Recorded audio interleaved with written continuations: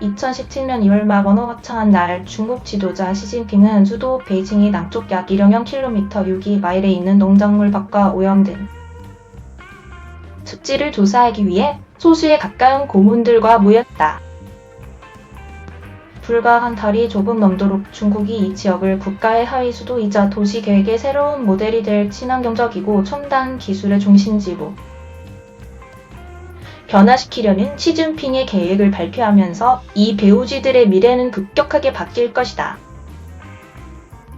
그 당시 슝안 신지역의 건설 계획은 새로운 도시가 홍수와 가뭄이 쉽게 발생하는 저지대, 습지대를 괴롭히는 것으로 알려진 환경적인 도전들에 어떻게 대처할 것인지를 포함하여 의문을 제기했다.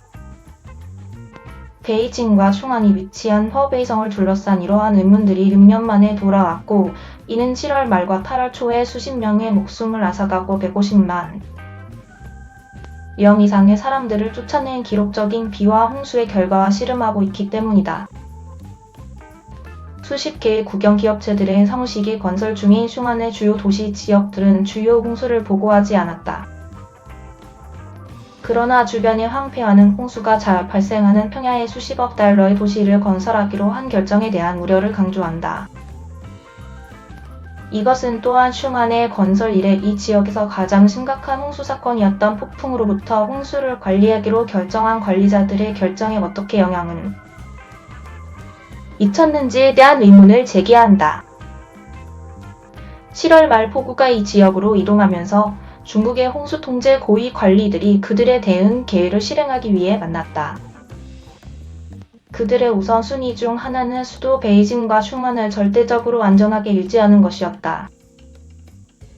140년 만에 가장 큰 비에 의해 촉발된 갑작스러운 홍수가 자동차 다리 그리고 도로를 휩쓸면서 베이징의 서부 산간 지역 외곽 지역이 먼저 타격을 받았다.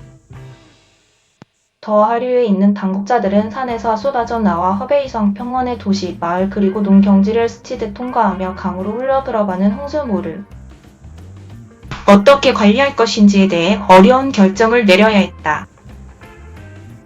7월 30일 첫 번째 결정은 수십만 명의 사람들이 살고 있는 홍수물의 긴급 넘침을 위해 지정된 지역인 홍수 저장 구역에 물을 방류하기로 결정되었다. 베이징의 남쪽에 있는 도시인 주저우는 거리집 그리고 인근 지역들이 수미터의 탁한 물에 침수되면서 최악의 타격을 받았다. 소셜미디어에서 일부 주민들은 사전 경보를 받지 못했다고 주장했고, 다른 주민들은 대피 안내문이 너무 늦게 도착했다고 말하거나 상황이 얼마 심각했는지 설명하지 않았다. 소셜미디어 비디오에 따르면 홍수물은 또한 허베이성의 또 다른 도시인 바저우의 마을들과 농경지들을 물에 잠겼고, 수십 명의 주민들은 보상을 요구하기 위해 시정부의 사무실 밖에서 시위를 벌였다. 일부 사람들은 나를 내 집으로 돌려줘. 홍수는 폭우가 아니라 홍수물의 방류로 인해 발생했다. CNN은 논평을 위해 ZHUZHOU와 BAZHOU 정부에 연락을 취했습니다. 중국 법에 따라 홍수 저장 지역의 주민들은 주택 피해의 70%를 보상받을 권리가 있습니다.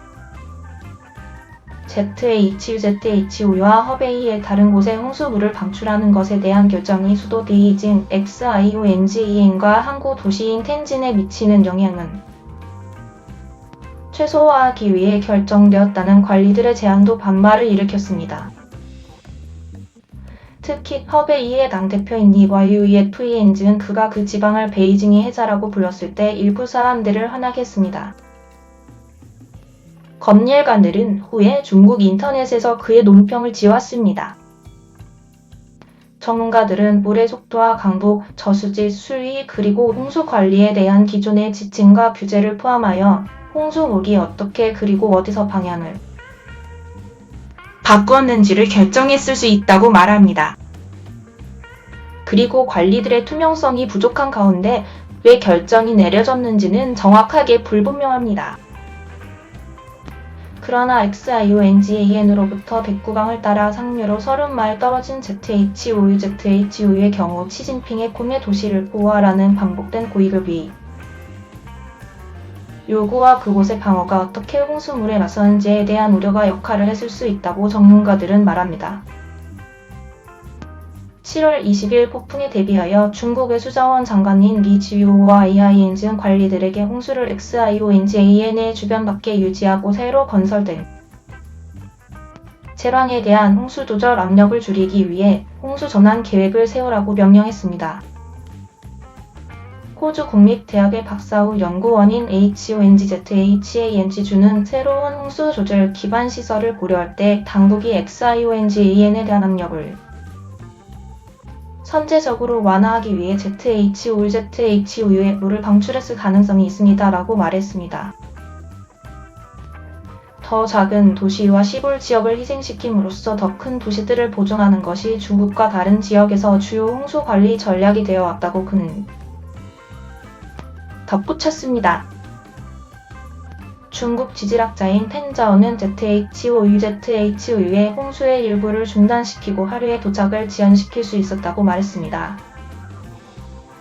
그것이 XIONGAN에 미치는 영향을 완화시킵니다라고 말했습니다. 허베이성의 수자원 관리인 리나는 관영 매체의 홍수를 통제하는 탁저우에 있는 두 지역이 없었다면 슌안하류와 텐진의 홍수 통제에 대한 압력이 매우 심했을 것이라고 말하면서 그만큼 인정했습니다. 거의 1,400만 명의 인구를 가진 주요 항구 도시인 텐진은 이 지역의 여러 강이 바다로 방출되는 곳입니다. 슌안 중심부와 더 가까운 곳에 그 도시의 개발이 홍수물을 바이양된 호수로 이동시키는 것에 대한 결정을 바꿨는지는 확실하지 않습니다. 중국 북부의 가장 큰 담수 기관으로서 그 호수는 그 지역의 물과 홍수를 관리하는 강과 저수지의 그물망에서 핵심적인 역할을 합니다. 관영 매체에 따르면 최근에 비해서 최소한 3개의 상류 저수지가 서쪽과 남쪽에서 바이잉겐으로 흐르는 강으로 홍수물을 방출했습니다.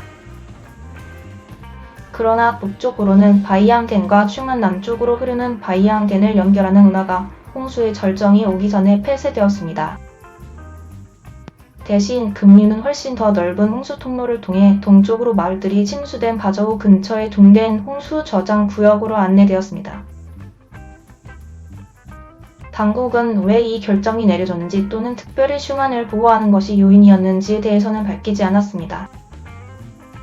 둥덴으로 이어지는 홍수 통로는 바이거우 강과 바이양겐을 연결하는 운하의 10배 물을 담을 수 있으며 바이거우 강의 주요 홍수 구호통 역할을 합니다. 정부 지침에 따르면 당국은 홍수물을 바이양겐으로 전환하는 것에 대해 정부 지침에 따라 결정을 내려야 합니다. 공개 자료에 따르면 바이양겐의 수위는 7월 말에 이미 높았으며 8월에 더 상승했습니다. 호주 국립대학의 연구원인 주는 역사적으로 바이양겐의 물은 바이양겐과 둥덴 홍수 저장 구역 모두로 전환되었을 가능성이 높다고 말했습니다.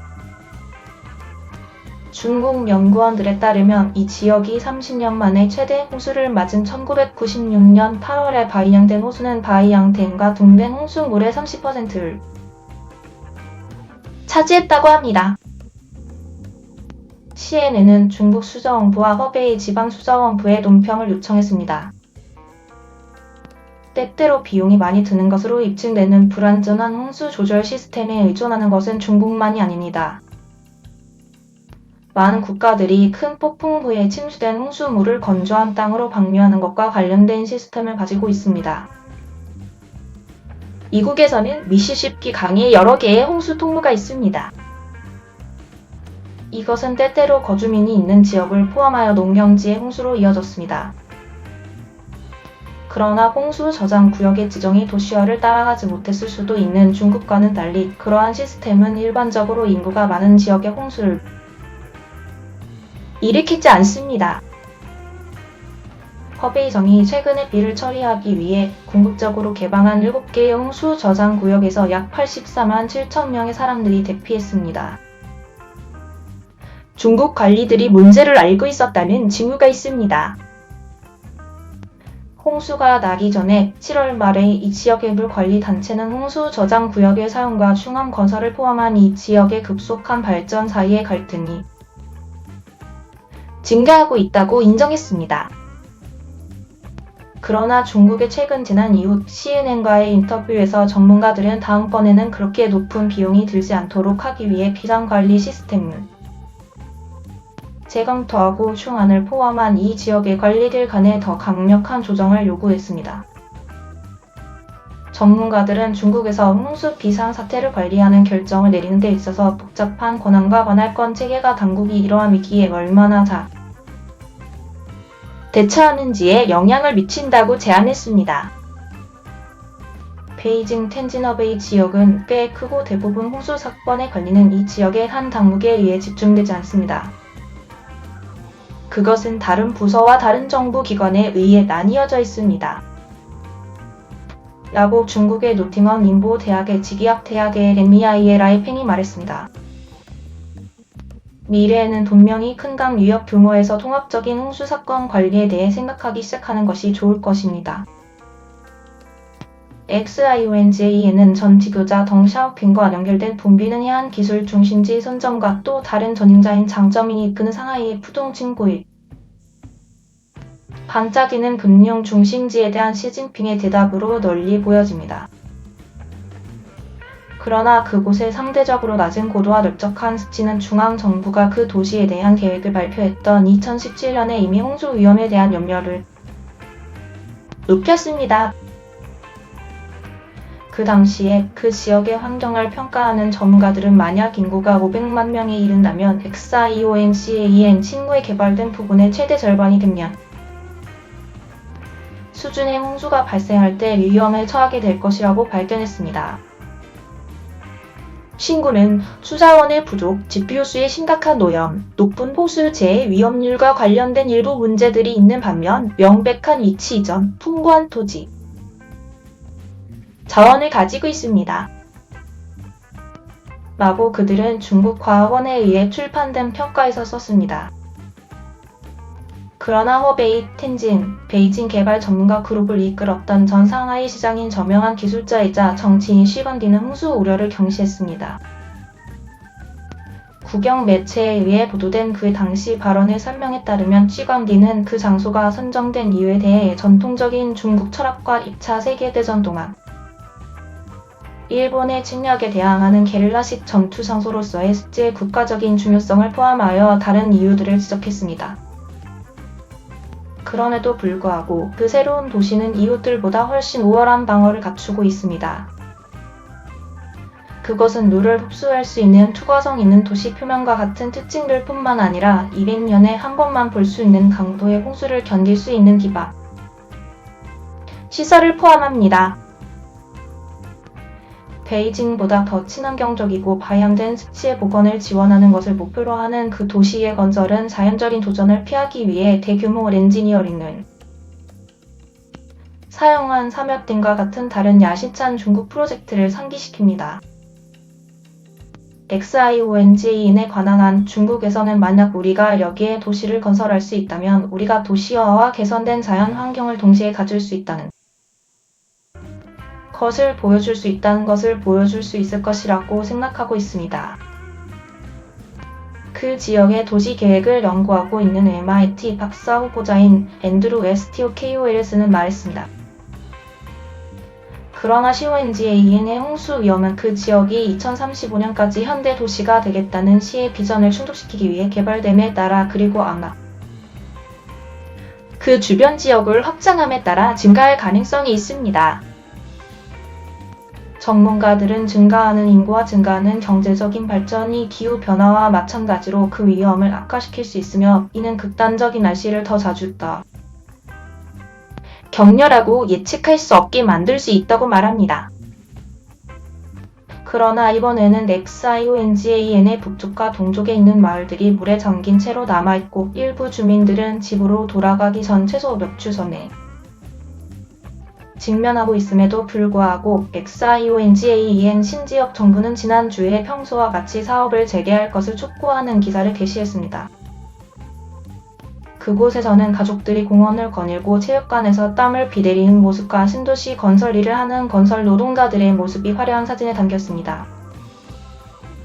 기사는 사람들의 일과 삶이 점차 회복되고 있습니다. 라고 전했습니다.